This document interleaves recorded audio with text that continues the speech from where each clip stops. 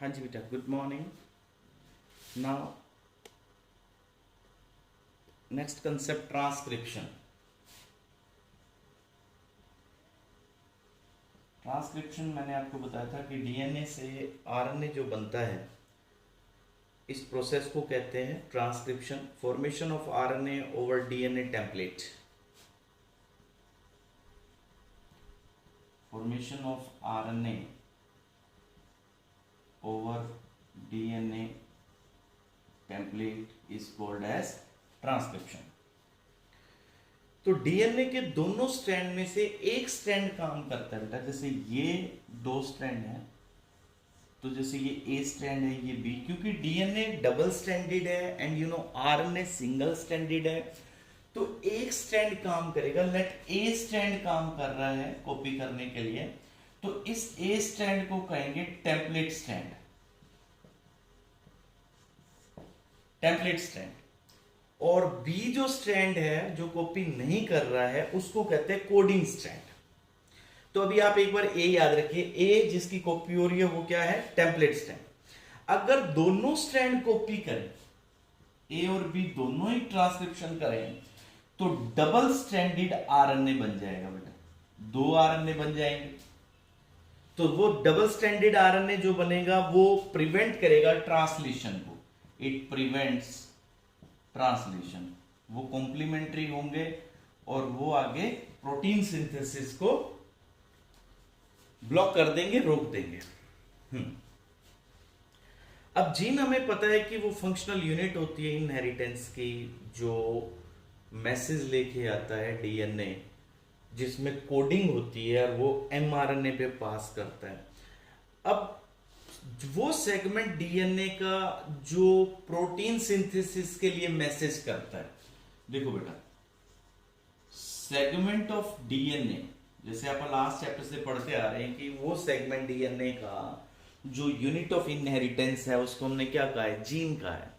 तो segment of DNA जो protein बनवाता है, अभी आगे आप पढ़ेंगे कि इससे प्रोटीन सिंथेसाइज होगा, तो एक सेगमेंट डीएनए का जो सिग्नल करता है for synthesis of one polypeptide, signal for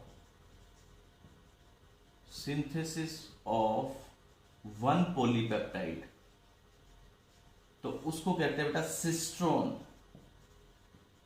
सिस्ट्रोन, yes बेटा। अब डीएनए से डीएनए जब बना था तो एंजाइम कौन सा काम आया था? डीएनए पॉलीमरेज पढ़ा था हमने। सिमिलरली अब जब डीएनए से आरएनए बनेगा प्रोसेस, तो लगभग वैसा ही है। तो डीएनए से जो आरएनए बनाने के लिए जो एंजाइम यूज होगा वो कौन सा होगा? RNA polymerase. RNA polymerase. अब ये आरएनए पॉलीमरेज की भी कुछ टाइप्स हैं बेटा। इसके 3 टाइप्स हैं, जैसे फर्स्ट, सेकंड और थर्ड। ये फर्स्ट, ये सेकंड और ये थर्ड। ये तीनों एंजाइम्स ट्रांसक्रिप्शन में जो यूज हो रहे हैं, यूकैरियोट्स में ये तीनों मिलते हैं बेटा। 3 टाइप्स। इनके अलग अलग क्या क्या फंक्शन है। जो फर्स्ट वाला है बेटा, वो 28S आरएनए के लिए यूज होता है। ठीक है जी। 18S के लिए यूज होता है और 5.8 आरएनए के लिए यूज होता है। ठीक है, मतलब फर्स्ट ये जो आरएनए पॉलीमरेज है वो ट्रांसक्रिप्शन किसके लिए होगा? इनके लिए होगा बेटा। 28 के लिए, 18 के लिए और 5.8S के लिए। और जो आरएनए पॉलीमरेज सेकंड है वो यूज होगा HN आरएनए के लिए। याद आया? HN हेट्रोजीनस आरएनए यानी मैसेंजर आरएनए। हमने पढ़ी थी ना तीनों टाइप्स, उसमें मैंने आपको बताया था HN आरएनए का मतलब हेट्रोजीनस आरएनए के लिए, यानी आप कह सकते हो mRNA के लिए सेकंड यूज होगा। थर्ड जो यूज होता है बेटा, that is for tRNA। It's for tRNA। ये ऑब्जेक्टिव में बहुत यूज होता है बेटा। ये tRNA के लिए यूज होता है और 5S RNA के लिए। 5S RNA में भी यही आएगा। अब इसके बाद है बेटा प्रोकैरियोट्स के पास, ये तो हो गया यूकैरियोट्स के पास 3 टाइप्स का आरएनए पॉलीमरेज है। प्रोकैरियोट्स के पास only one RNA polymerase, only single RNA polymerase is there. Then बेटा आगे है कि जो ट्रांसक्रिप्शन यूनिट होगी,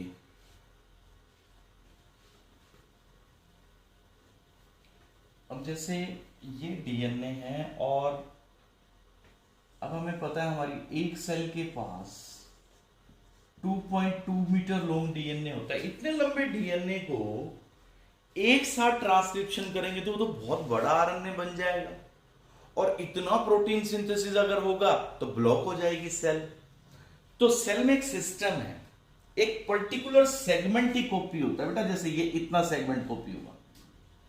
अब ये कैसे आइडेंटिफाई हो कि कितने सेगमेंट में कॉपी करना है?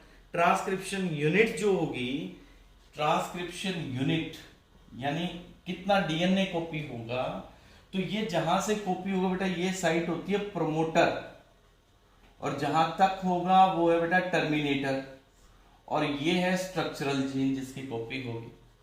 तो 3 सेगमेंट्स हो गए ना बेटा। अब promoter is there, second part आप जानते हैं structural gene is there, and third जहां पे रुक जाएगा ये अ टर्मिनेटर। तो ये होते हैं ट्रांसक्रिप्शन यूनिट के पार्ट्स।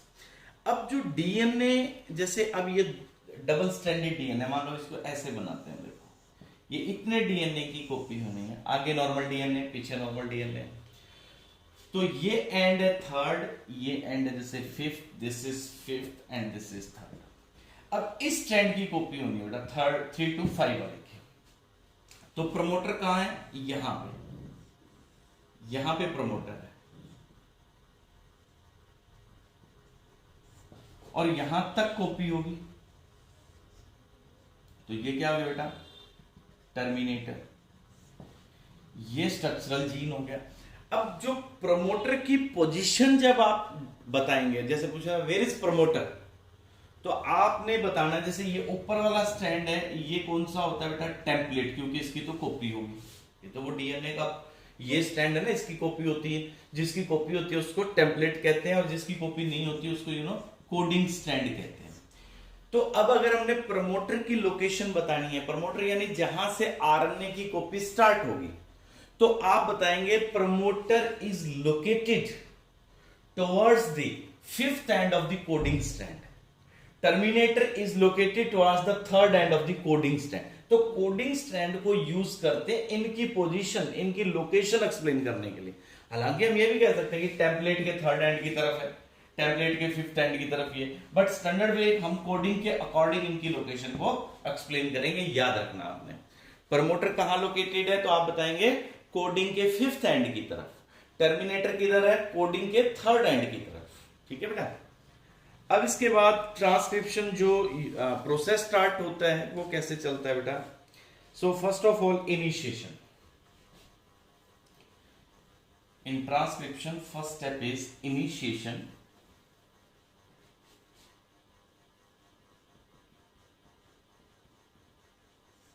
यस बेटा। डीएनए, अभी मैंने आपको बताया कि डीएनए में जहां से कॉपी स्टार्ट होती है, डीएनए पे क्या साइट है? प्रमोटर। तो DNA has promoter site where RNA polymerase binds. जहां प्रमोटर है वेयर आरएनए पॉलीमरेज बाइंड्स। तो डीएनए पे जिस जगह पे, जैसे ये डीएनए बेटा, यहां पे जैसे प्रमोटर है, यहां टर्मिनेटर है, तो आरएनए पॉलीमरेज जो है एंजाइम, ये आके जुड़ेगा बेटा इस प्रमोटर के साथ। जैसे डीएनए की रेप्लिकेशन में आपको याद हो तो वहां पे एंजाइम थे, हेलिकेज, टोपोआइसोमरेज, फिर single stranded DNA stabilising proteins थे। ऐसा यहां कुछ नहीं है, यहां पे एक सिंगल एंजाइम है डीएनए पॉलीमरेज, यही सारे फंक्शन करेगा बेटा। तो first of all what happens, RNA polymerase जो है वो बाइंड करता है प्रमोटर साइट पे, हाँ जी, सिग्मा फैक्टर्स जो होते हैं यहां पे, अब प्रमोटर को आइडेंटिफाई कैसे करते हैं? सिग्मा फैक्टर से प्रमोटर आइडेंटिफाई होता है बेटा। Sigma factors recognises, sigma factor recognises promoter site of DNA in prokaryotes. और हमारे अंदर यूकैरियोट्स में ट्रांसक्रिप्शन फैक्टर्स होते हैं। ये तो हो गया बेटा प्रोकैरियोट्स में, और यूकैरियोट्स में क्या होगा बेटा? यूकैरियोट्स में TF, transcription factors are there. Yes, so with the help of sigma factors RNA polymerase जो एंजाइम है attaches to the specific site of DNA. तो इन सिग्मा फैक्टर्स की हेल्प से आरएनए पॉलीमरेज जो एंजाइम है that binds to the promoter. ठीक है बेटा? हाँ जी। प्रोकैरियोटिक सेल में एक यहां इंपॉर्टेंट बात देखना बेटा, इन प्रोकैरियोट्स, यस, प्रोकैरियोट्स में before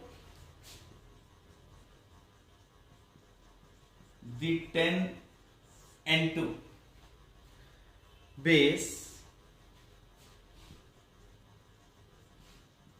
from starting point,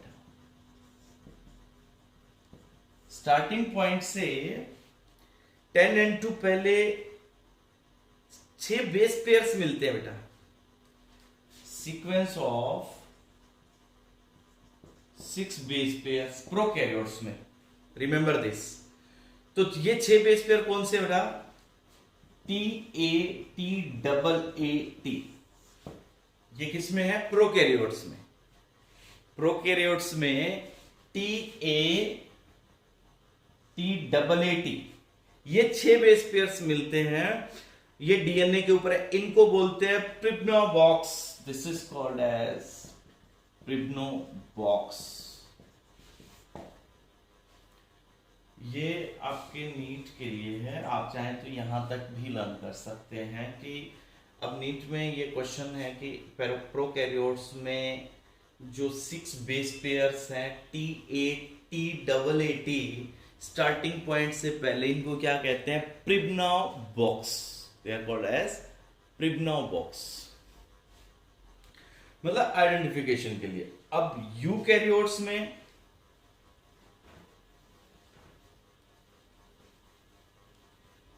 in eukaryotes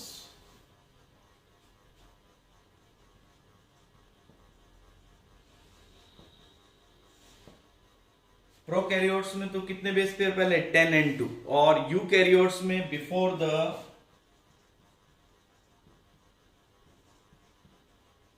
20N2 starting point बनते हैं, वहां पे 7 बेस पेयर्स है बेटा। TAA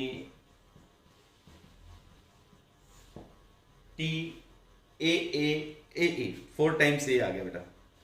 या आप कह सकते हो TATA,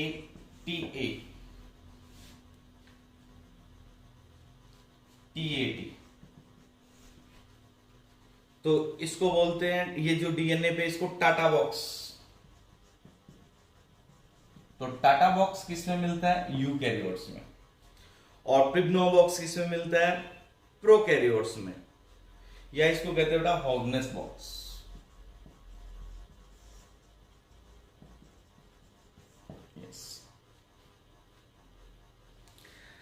अब उसी पॉइंट पे आते हैं वापिस कि जहां पे जैसे ये डीएनए बेटा, इसका ये साइट है प्रमोटर, जैसे ये साइट है टर्मिनेटर। यहां पे मैंने आपको बताया प्रोकैरियोटिक सेल्स में सिग्मा फैक्टर्स, जहां पे कौन आके जुड़ गया? RNA polymerase. अब आरएनए पॉलीमरेज ने एक तो अनवाइंडिंग कॉज की, इसकी अनवाइंडिंग ऑफ डीएनए, क्योंकि डीएनए जो होता है वो पैक्ड होता है ना हिस्टोन प्रोटीन से। मैं फिर से शुरू से बता रहा हूं बेटा, कि डीएनए के इस स्ट्रैंड पे जैसे ट्रांसक्रिप्शन होनी है, इस साइड पे प्रमोटर है जहां पे आरएनए पॉलीमरेज ने जुड़ना है, ये टर्मिनेटर है। प्रमोटर पे क्या है, सिग्मा सब यूनिट्स है। हमारी सेल्स के पास क्या होते हैं, ट्रांसक्रिप्शन फैक्टर्स होते हैं। आरएनए पॉलीमरेज जब इस साइड पे जुड़ता है, ये अनवाइंडिंग ऑफ डीएनए, पहले तो डीएनए को सीधा करेंगे ना, फिर इसके बेस पेयर्स को खोल देंगे, जो हाइड्रोजन बॉन्ड्स है वो खुल जाएंगे, तो डीएनए आपका ऐसे हो जाएगा। ये देखो, जैसे ये प्रमोटर से टर्मिनेटर तक ये बेस पेयर्स अलग अलग हो गए।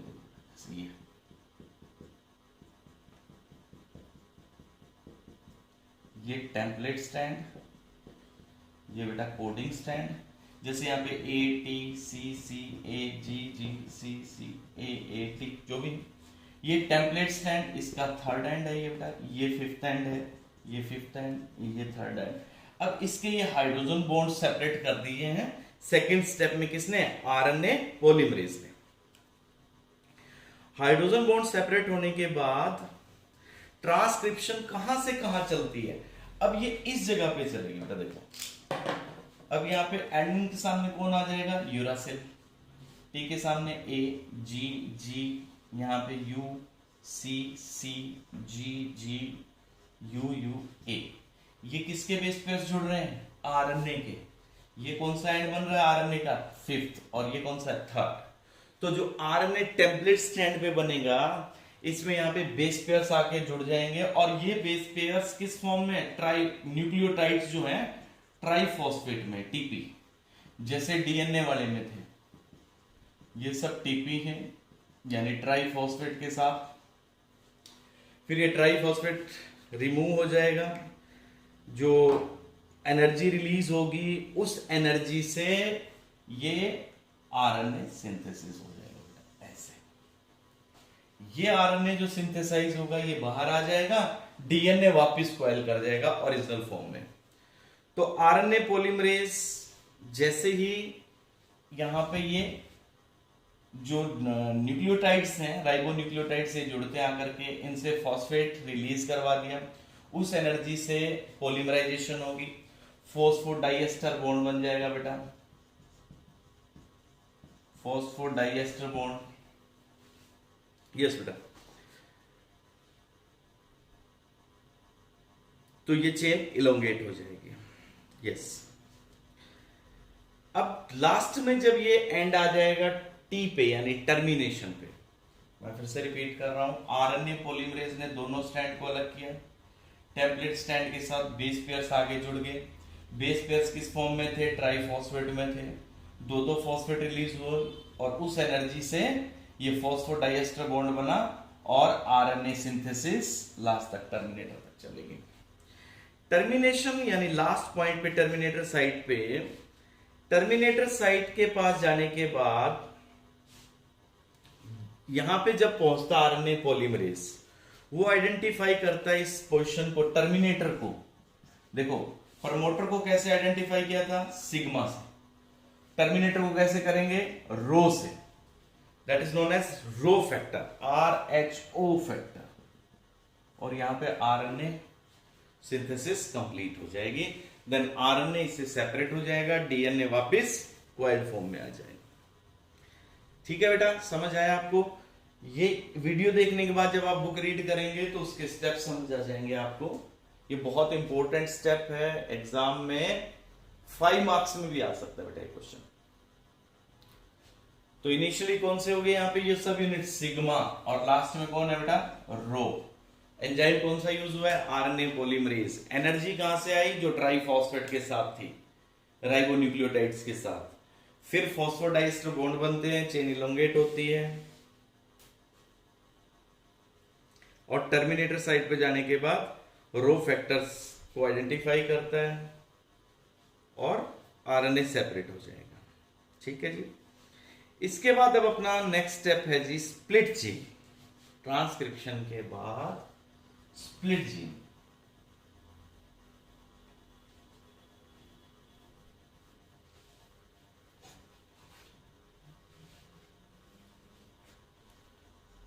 Split gene,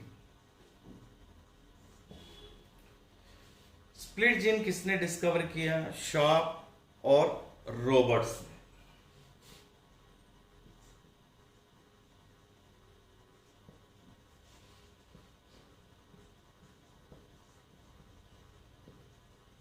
sharp and Roberts. 1993 में इनको नोबेल अवार्ड दिया गया इसके लिए।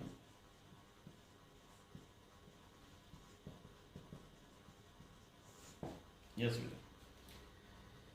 अब जीन में जो जीन ट्रांसक्राइब हो रहा है जिससे मैसेंजर आरएनए बन रहा है, लाइक जैसे ये है बेटा, ये डीएनए है और इससे लाइक ये आरएनए बना है। अब इसमें फंक्शनल देखो पूरा जैसे यहाँ पे कौन पार्ट है, प्रमोटर, और यहाँ कौन है जैसे टर्मिनेटर। हम मान लेते हैं कि इतना स्ट्रक्चरल जीन ट्रांसक्रिप्शन से मैसेंजर आरएनए बनाता है। तो ये टोटल जो आरएनए बना है ये कंप्लीट फंक्शनल नहीं है, इसमें कुछ नॉन फंक्शनल यूनिट्स भी होती है। मींस वो पार्ट भी आ गया जो आगे फंक्शनल नहीं है। तो जो फंक्शनल नहीं है उनको क्या कहते हैं, इंट्रॉन्स, और जो फंक्शनल है उनको क्या कहेंगे, एक्सॉन्स। तो इंट्रॉन्स को रिमूव करके एक्सॉन्स को वापस जुड़वाने का काम आरएनए लिगेज करता है, और जो एक्सॉन्स है वो जुड़ते हैं, फिर प्रोसेसिंग होती है बेटा, और एमआरएनए कंप्लीट तैयार होता है। जैसे उसके ऊपर कैप लग जाएगी, पीछे टेल आ जाएगी। तो ये टॉपिक स्प्लिट जीन का हम नेक्स्ट लेक्चर में पढ़ेंगे, जिसमें इंट्रॉन्स को रिमूव करना और एक्सॉन्स को यानी फंक्शनल यूनिट को वापस जोड़ना जो आरएनए लिगेज करता है। ठीक है बेटा, thank you, have a nice day.